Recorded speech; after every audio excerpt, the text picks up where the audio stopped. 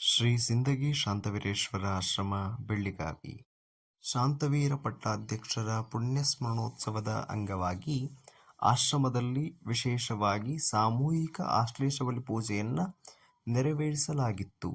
ಈ ಕಾರ್ಯಕ್ರಮವನ್ನು ವೇದಮೂರ್ತಿ ಪುಟ್ಟಯ್ಯ ಶಾಸ್ತ್ರಿಗಳು ಆಲಳ್ಳಿಮಠ ಇವರ ಯಜುರ್ವೇದ ವೈದಿಕ ವೃಂದದ ಸಮಸ್ತ ಸದಸ್ಯರು ಮತ್ತು ಆಶ್ರಮದ ವಟುಗಳ ಮುಖಾಂತರವಾಗಿ ಈ ಕಾರ್ಯಕ್ರಮವನ್ನು ಅತಿ ವಿಜೃಂಭಣೆಯಿಂದ ಶಾಸ್ತ್ರೋಕ್ತ ಮತ್ತು ವಿಧಿಯೋಕ್ತವಾಗಿ ಪೂರ್ವ ತಯಾರಿಯನ್ನು ನಡೆಸಿಕೊಂಡು ನಂತರದಲ್ಲಿ ಪ್ರಾರಂಭಿಸಲಾಯಿತು.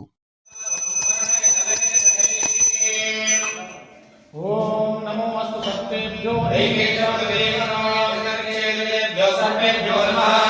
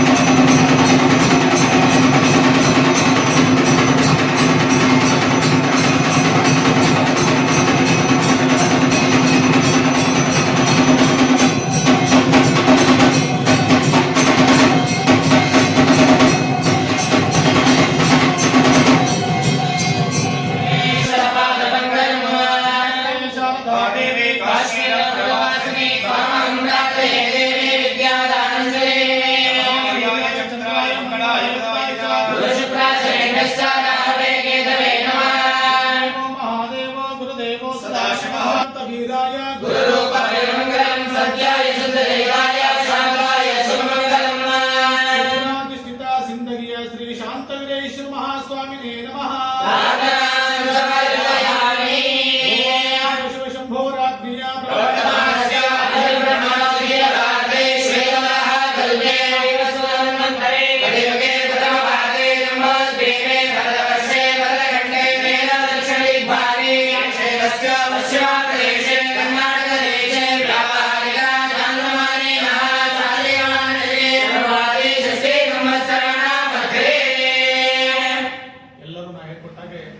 ಹೇಳಬೇಕು. ಎಲ್ಲರೂ ಶ್ರೀಮನ್ ನೃಪ ಶ್ರೀ ಶಾಲಿವಾಹನ ಶಕೆ ಅಭಯ ಆಯುರಾರೋಗ್ಯ ಮಹದೈಶ್ವರ್ಯ ಅಭಿವೃದ್ಧ್ಯರ್ಥಂ ಧರ್ಮ ಅರ್ಥ ಕಾಮ್ಯ ಮೋಕ್ಷ ಚತುರ್ವಿಧ ಫಲ ಪುರುಷಾರ್ಥ ಸಿದ್ಧಾರ್ಥಂಚ ಆಗಾಮಿ ಸಂಚಿತ ಸೂಚಿತ ಆದಿಭೌತಿಕ ಆದಿದೈವಿಕ ಆಧ್ಯಾತ್ಮಿಕ ತಾಪತ್ರಯ ನಿವಾರಣಾರ್ಥಂ ಶಾರೀರಿಕ ಮಾನಸಿಕ ದೈಹಿಕ ಬಾಧಿತ ಸಕಲ ವ್ಯಾಧಿ ರೋಗ ಪೀಡಿತ ದುರ್ದೋಷ ನಿವಾರಣಾರ್ಥಂ ದುರ್ಮಂತ್ರ ದುರ್ಯಂತ್ರ ದುಸ್ತಂತ್ರಾದಿ ಸಕಲ ವಿಧ ಮಾಟಮಂತ್ರ ಆಭಿಚಾರಿಕ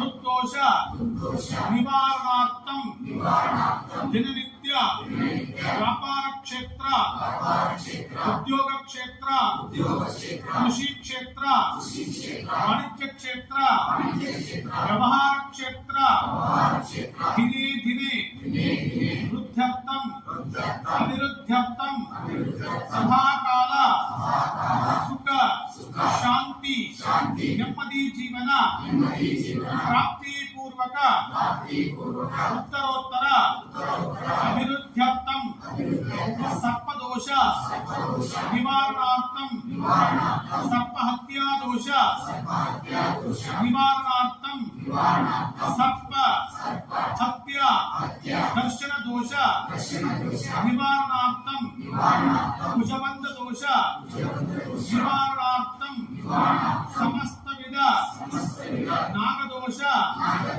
ನಿವಾರಣ ಪೂರ್ವಕ ನಾಗದೇವತಾ ಕೃಪಾಶೀರ್ವಾದ ಶ್ರೀರಕ್ಷೆ ಸಭಾಕಾಲ ಸಿದ್ಧಿಪೂರ್ವಕ ಆಶೀರ್ವಾದ ಪೂರ್ವಕ ಪ್ರಾಪ್ತಂಚ ಸಮಸ್ತ ವಿಧ ದುಷ್ಟಾರಿಷ್ಟ ದುರ್ದೋಷ ನಿವಾರಣಾರ್ಥಂ ಮಾತೃಶಾಪ ಪಿತೃಶಾಪ ಬಂಧುಶಾಪ ಸಮಸ್ತ ವಿಧ ಶಾಪದೋಷ ನಿವಾರಣ ಪೂರ್ವಕ ಉತ್ತರೋತ್ತರ ಅಭಿವೃದ್ಧ್ಯರ್ಥಂ ಆಯುಷ್ಯ ಭಾಗ ಆರೋಗ್ಯ ಭಾಗ ದಿನೇ ದಿನೇ ವೃದ್ಧ್ಯರ್ಥಂ ಅಭಿವೃದ್ಧ್ಯರ್ಥಂ ಜನ್ಮ ನಕ್ಷತ್ರ ಜನ್ಮ ರಾಶಿ ಜನ್ಮ ಲಗ್ನ ವಶ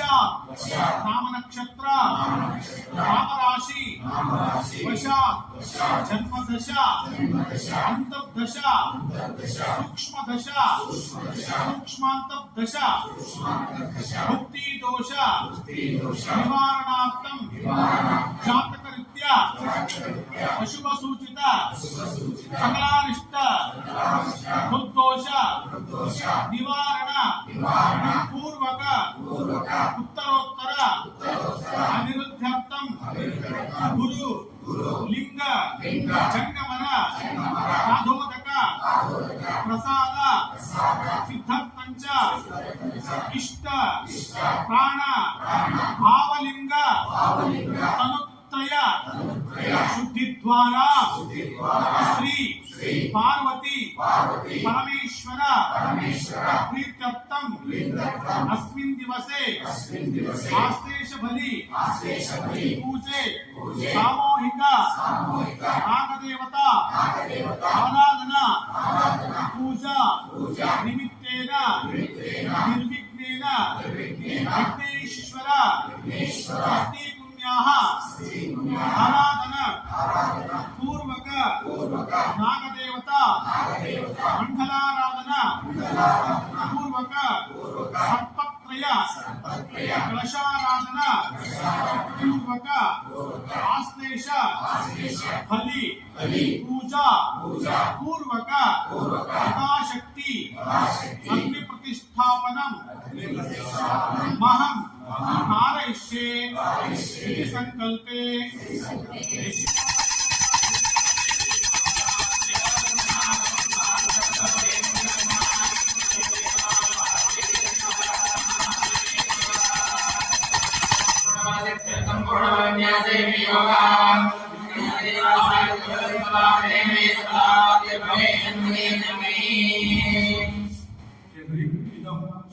फलम मया देवा स्थापितंतु पुरसस्तव तेन मे सफल अवाप्ति भवेत् जन्मनि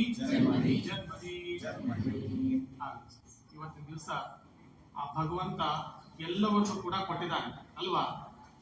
ಅಂದ್ರೆ ಪೃಥ್ವಿ, ಅಪ್ಪು, ತೇಜು, ವಾಯು, ಆಕಾಶ ಹೀಗೆ ಪಂಚಭೂತಗಳನ್ನು ಕೂಡ ಆ ಭಗವಂತ ಕೊಟ್ಟಿದ್ದಾನೆ ಅಲ್ವಾ.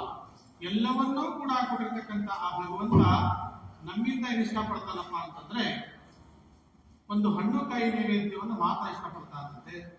ಅದಕ್ಕೆ ಈ ಭೂಮಿ ಮೇಲೆ ಭಗವಂತನಿಗೆ ಬಹಳ ಪ್ರೀತಿಯಾಗುವಂತ ವಸ್ತು ಯಾವ್ದಪ್ಪ ಅಂತಂದ್ರೆ ಅದು ಹಣ್ಣು ಕಾಯಿ ನೈವೇದ್ಯ ಮಾತ್ರ. ಅದಕ್ಕೆ ಆ ಹಣ್ಣುಕಾಯಿ ನೈವೇದ್ಯವನ್ನ ನಾವು ಆ ಭಗವಂತನಿಗೆ ಯಾವ ತರನಾಗಿ ಸಮರ್ಪಣೆಯನ್ನ ಮಾಡಿದ್ವಿ ಎನ್ನುವಂತಹದ್ದು ಇಲ್ಲಿ ಬಹಳ ಮುಖ್ಯ.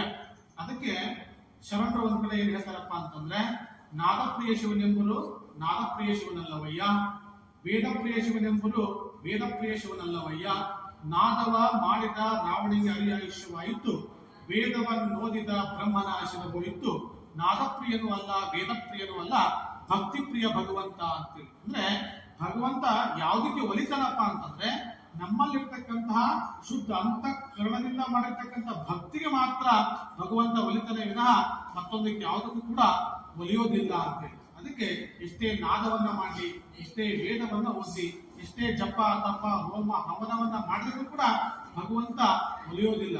ನಾವು ಭಕ್ತಿಯಿಂದ ಅವನಿಗೆ ಒಂದು ಕುಸುಮಾಕ್ಷತೆಯನ್ನು ಸಮರ್ಪಣೆಯನ್ನು ಮಾಡಿದ್ರೆ ಸಾಕಂತೆ ಅದನ್ನು ನಮಗೆ ಒಳ್ಳೆಯದಾಗಲಿ ಅಂತ ಹೇಳಿ ಆಶೀರ್ವಾದವನ್ನ ಮಾಡ್ತಾನೆ. ನಾವು ಒಂದು ಭಕ್ತಿಯಿಂದ ಫಲತಾಂಬ ನೈವೇದ್ಯವನ್ನು ಮಾಡಿದ್ರೆ ಸಾಕಂತೆ ಅದನ್ನೆಲ್ಲ ಸ್ವೀಕಾರ ಮಾಡಿಕೊಂಡಿರ್ತಕ್ಕಂತಹ ಭಗವಂತ ನಮಗೂ ನಮ್ಮ ಕುಟುಂಬಕ್ಕೂ ಒಳ್ಳೇದಾಗಲಿ ಅಂತ ಹೇಳಿ ಅನುಗ್ರಹಿಸ್ತಾನಂತೆ. ಅಂತ ಒಂದು ಭಗವಂತನ ಆಶೀರ್ವಾದ, ಭಗವಂತನ ಕೃಪೆ ನಮಗೆ ಆಗಬೇಕು ಅಂತ ಹೇಳಾದ್ರೆ ನಾವು ಹೇಗೆ ನಡ್ಕೋಬೇಕು ಅಂದ್ರೆ, ಒಂದ್ ಕಡೆ ಏನ್ ಹೇಳ್ತಾರಪ್ಪ ಅಂತಂದ್ರೆ, ಹಣವಿದ್ದಾಗಲೇ ಭಕ್ತಿ, ನೆನವಿದ್ದಾಗಲೇ ಸೇವಾ, ಗುಣವಿದ್ದಾಗಲೇ ಮಾಡಿ ಮುಕ್ತಿ ಪಡೆಯ ಆತ್ಮ ಅಂತೇಳಿ. ಇವನ್ನೆಲ್ಲವನ್ನು ಮಾಡಬೇಕಪ್ಪ ಅಂತಂದ್ರೆ ನಾವು ಹಣವಿದ್ದಾಗಲೇ ಭಕ್ತಿ ಎನ್ನುವಂತಹದ್ದನ್ನ, ದಾನ ಧರ್ಮಗಳನ್ನ ಮಾಡುವಂತಹದ್ದು. ಹಣವಿದ್ದಾಗಲೇ ಭಕ್ತಿ, ನೆನವಿದ್ದಾಗಲೇ ಸೇವಾ ಅಂದ್ರೆ ನಮ್ಮ ಮೈಯಲ್ಲಿ ಶಕ್ತಿ ಇದ್ದಾಗ ನಾವೇನ್ ಮಾಡ್ಬೇಕಂತೆ, ಸೇವೆಯನ್ನ, ಗುರುವಿನ ಸೇವೆ, ಭಗವಂತನ ಸೇವೆ, ಆರಾಧನೆಗಳನ್ನ ಮಾಡಿದಾಗ ನಮಗೆ ಭಗವಂತನ ಅನುಗ್ರಹ ಆಗ್ತದಂತೆ. ಹಣವಿದ್ದಾಗಲೇ ಭಕ್ತಿ, ನೆನವಿದ್ದಾಗಲೇ ಸೇವಾ, ಮೂರನೇದೇನಪ್ಪ ಅಂದ್ರೆ ಗುಣವಿದ್ದಾಗಲೇ ಮಾಡಿ ಮುಕ್ತಿ ಪಡೆಯ ಆತ್ಮ ಅಂದ್ರೆ ಒಳ್ಳೆಯ ಗುಣಗಳನ್ನ, ಸದ್ಗುಣಗಳನ್ನ ನಾವು ಇಟ್ಟುಕೊಂಡು ಅವನ ಆರಾಧನೆಯನ್ನು ಮಾಡಿದಾಗ ಮಾತ್ರ ಭಗವಂತನ ಅನುಗ್ರಹ ಆಗುವಂತದ್ದು ಆಗ್ತದೆ. ಇಲ್ಲಪ್ಪ ಅಂತಂದ್ರೆ ಬಹಳ ಕಷ್ಟ ಆಗುವಂತಹದ್ದು ಅಂತ. ಆದ್ದರಿಂದ ಅವನ ಅನುಗ್ರಹ, ಅವನ ಕೃಪಾಶೀರ್ವಾದ ಸದಾ ಕಾಲವೂ ಕೂಡ ನಿಮ್ಮ ಎಲ್ಲ ಕುಟುಂಬಕ್ಕೂ ಕೂಡ ಇರಲಿ ಅನ್ನುವಂತಹ ಮಾತನ್ನ ಈ ಸಂದರ್ಭದಲ್ಲಿ ತಿಳಿಸ್ತಾ, ಇವತ್ತಿನ ದಿವಸ ಶ್ರೀಮದ್ ಘನಲಿಂಗ ಚಕ್ರವರ್ತಿ ಶಾಂತಿವೀರ ಪಟ್ಟಾಧ್ಯಕ್ಷರ ಪುಣ್ಯ ಸ್ಮರಣೋತ್ಸವದ ನಿಮಿತ್ತವಾಗಿ ಕ್ಷೇತ್ರದಲ್ಲಿ ಆಶ್ಲೇಷ ಬಲಿ ಪೂಜೆಯನ್ನ ಸಾಮೂಹಿಕವಾಗಿ ಆಚರಣೆಯನ್ನು ಮಾಡ್ತಾ ಇದ್ದೇವೆ. ಅಂದ್ರೆ ಯಾಕಪ್ಪ ಅಂದ್ರೆ, ಇಂಥ ಒಂದು ಪೂಜೆಯನ್ನ ನೀವು ಮನೆಯಲ್ಲೇ ಮಾಡಿಸ್ಲಿಕ್ಕೆ ಹೋದಪ್ಪ ಅಂತಂದ್ರೆ ಕಡಿಮೆ ಅಂದ್ರೂ ಕೂಡ ದೊಡ್ಡ ಮೊತ್ತನೇ ಬೇಕು. ನಿಮಗೆ 30,000 ರಿಂದ 40,000 ರೂಪಾಯಿ ಖರ್ಚಾಗ್ತದೆ ಒಬ್ರು ಮಾಡಿಸ್ಲಿಕ್ಕೆ ಮನೆಯಾಗ ಹೋದ್ರೆ. ಆದ್ರೆ ಸಾಮೂಹಿಕವಾಗಿ, ಯಾಕಂದ್ರೆ ಆ ಭಕ್ತಿ ಅನ್ನುವಂತಹದ್ದು ನೀವು ಎಲ್ಲಿ ಮಾಡಿಸಿದ್ರು ಕೂಡ ನಿಮ್ಗೆ ಫಲ ಸಿಕ್ಕೇ ಸಿಗ್ತೈತಿ. ಅದು ನಿಮಗೆ ಅದು ಒಂದು ಹೂವನ್ನೇ ಎದುರು ಸಾಕು, ಭಕ್ತಿಯಿಂದ ಆ ಭಗವಂತನ ಅನುಗ್ರಹ ಆಗೇ ಆಗ್ತೈತಿ. ಅದು ಪರಿಹಾರ ಆಗ್ಬೇಕು, ದೋಷ ನಿವಾರಣೆ ಆಗ್ಬೇಕಪ್ಪ ಅಂತಂದ್ರೆ ನೀವು ಭಕ್ತಿ ಅನ್ನುವಂಥದ್ದು ಬಹಳ ಮುಖ್ಯ. ಆ ಭಕ್ತಿಯಿಂದ ನೀವು ಎಲ್ಲಾದ್ರೂ ಮಾಡ್ರಿ, ಎಷ್ಟರ ಪ್ರಮಾಣದಲ್ಲಿ ಮಾಡ್ರಿ, ಆ ಪೂಜೆಯ ಫಲ ಅನ್ನುವಂಥದ್ದು ನಿಮಗೆ ಸಿಕ್ಕೇ ಸಿಗ್ತದೆ ಅಂತೇಳಿ.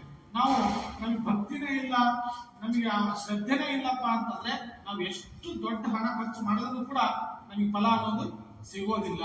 ಆದ್ರೆ ಭಕ್ತಿಯಿಂದ ನಾವು ಅವನ ಆರಾಧನೆ ಮಾಡಿದಾಗ ನಮಗೆ ಶೀಘ್ರದಲ್ಲೇ ಫಲಪ್ರಾಪ್ತಿ ಆಗ್ತತಿ ಅನ್ನುವಂತಹ ವಿಚಾರವನ್ನು ಇಟ್ಟುಕೊಂಡು ಇವತ್ತಿನ ದಿವಸ ಈ ಒಂದು ಕ್ಷೇತ್ರದಲ್ಲಿ ಗುರುವಿನ ಆರಾಧನೆ ನಿಮಿತ್ತವಾಗಿ ಆಶ್ಲೇಷ ಬಲಿ ಪೂಜೆಯನ್ನ ಸಾಮೂಹಿಕವಾಗಿ ನೆರವೇರಿಸ್ತಾ ಇದ್ದೇವೆ.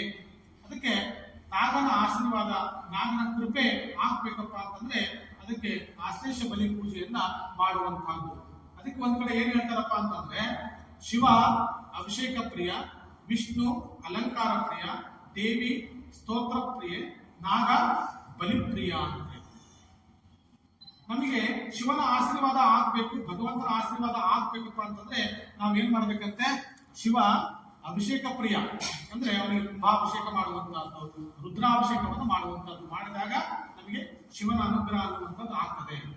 ವಿಷ್ಣು ಅಲಂಕಾರ ಪ್ರಿಯ, ವಿಷ್ಣುವಿನ ಆಶೀರ್ವಾದ ಬೇಕಪ್ಪ ಅಂತಂದ್ರೆ ನಾವೇನ್ ಮಾಡ್ಬೇಕಂದ್ರೆ ಅವನಿಗೆ ಅಲಂಕಾರವನ್ನು ಮಾಡುವಂತಹದ್ದು, ಅದು ಪುಷ್ಪ ಅಲಂಕಾರ ಆಗಿರ್ಬೋದು, ಸುವರ್ಣ ಅಲಂಕಾರ ಆಗಿರ್ಬೋದು. ಹೀಗೆ ಅಲಂಕಾರವನ್ನ ಮಾಡೋದ್ರಿಂದ ವಿಷ್ಣುವಿನ ಅನುಗ್ರಹ ಆಗ್ತದೆ. ದೇವಿ ಅನುಗ್ರಹ ಆಗ್ಬೇಕಪ್ಪ ಅಂದ್ರೆ ದೇವಿ ಸ್ತೋತ್ರ ಪ್ರಿಯೆ ಅಂದ್ರೆ ಅವಳನ್ನ ನಾವು ಹೊಗಳುವಂತಹದ್ದು, ಅದು ಲಲಿತಾ ಸಹಸ್ರನಾಮ ಸ್ತೋತ್ರ ಮಾಡುವಂತಹದ್ದು, ದುರ್ಗಾ ಸಪ್ತಶತಿ ಪಾರಾಯಣ ಮಾಡುವಂತಹದ್ದು ಮಾಡಿದಾಗ ದೇವಿ ಅನುಗ್ರಹ ಅನ್ನುವಂಥದ್ದು ಆಗ್ತದೆ.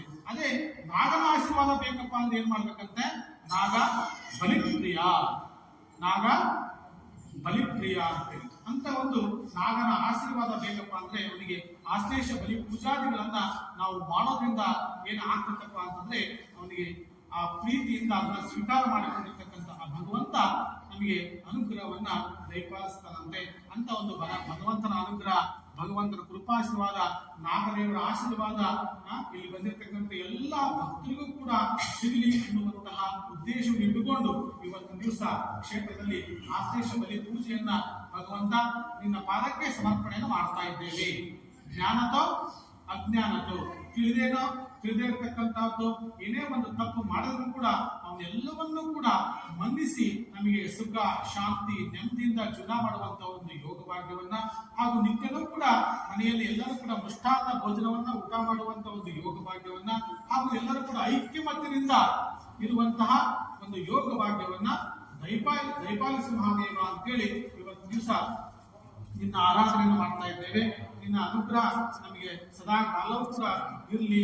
ನಮಗೆ ಇರ್ತಕ್ಕಂಥ ಸರ್ಪದೋಷ ಆಗಿರ್ಬೋದು, ಸರ್ಪ ಹತ್ಯಾ ದೋಷ ಆಗಿರ್ಬೋದು, ಸರ್ಪ ಹತ್ಯಾ ದರ್ಶನ ದೋಷ ಆಗಿರ್ಬೋದು, ನಾಗರಿಗೆ ಸಂಬಂಧಪಟ್ಟಿರ್ತಕ್ಕಂತಹ ಎಲ್ಲಾ ದೋಷಾದಿಗಳು ಕೂಡ ನಿವಾರಣೆ ಆಗಿ ನಾಗದೇವರ ಅನುಗ್ರಹ ಸದಾ ಕಾಲವೂ ಕೂಡ ನಮಗೆ ಇರಲಿ ಅಂತೇಳಿ ಎಲ್ಲರೂ ಕೂಡ ನಿಮ್ಮ ನಿಮ್ಮ ಇಷ್ಟಾರ್ಥವನ್ನ, ನಿಮ್ಮ ನಿಮ್ಮ ಸಂಕಲ್ಪವನ್ನ, ನಿಮ್ಮಲ್ಲಿ ಇರ್ತಕ್ಕಂಥ ಏನು ನಿಮ್ಮ ತೊಂದರೆ ಇದೆ ಅದನ್ನ ಒಂದು ಸಾರಿ ಮನಸ್ಸಿನಲ್ಲಿ ಪ್ರಾರ್ಥನೆಯನ್ನ ಮಾಡಿಕೊಂಡು ಇವತ್ತಿನ ದಿವಸ ಈ ಪೂಜೆಯನ್ನು ಎಲ್ಲವನ್ನೂ ಕೂಡ ನಿನಗೆ ಅರ್ಪಣೆಯನ್ನು ಮಾಡ್ತಾ ಇದ್ದೇವೆ. ನಿನಗೆ ತಿಳಿದೇ ಇರತಕ್ಕಂಥದ್ದು ಯಾವುದೂ ಇಲ್ಲ, ಅಂದ್ರೆ ಭಗವಂತನಿಗೆ ಗೊತ್ತೇ ಇಲ್ಲದೆ ಇರತಕ್ಕಂಥ ವಿಚಾರ ಯಾವುದೂ ಇಲ್ಲ, ಎಲ್ಲದೂ ಕೂಡ ಅವನ ಮನಸ್ಸಿನಲ್ಲಿ ಇರ್ತದೆ. ಅದಕ್ಕೆ ಇವತ್ತು ದಿವಸ ಈ ಎಲ್ಲ ಪೂಜೆಯನ್ನು ಭಗವಂತ ನಿಮಗೆ ಸಮರ್ಪಣೆಯನ್ನು ಮಾಡ್ತಾ ಇದ್ದೇವೆ ಅಂತೇಳಿ ಅನನ್ಯ ಭಕ್ತಿಯಿಂದ ಎಲ್ಲರೂ ಕೂಡ ಮನಸ್ಸಿನಲ್ಲಿ ನಿಮ್ಮ ಇಷ್ಟಾರ್ಥವನ್ನ